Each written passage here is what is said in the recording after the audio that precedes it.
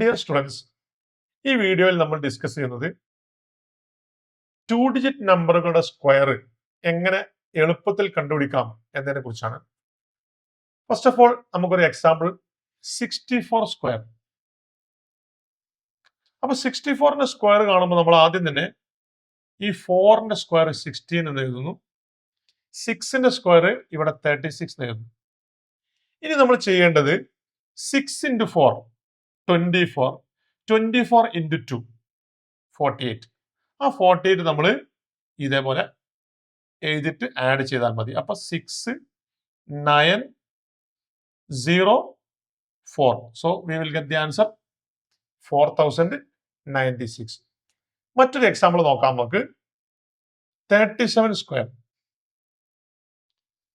So 7 square is 49, 3 square is 9, 3 into 7 21, 21 into 2 42.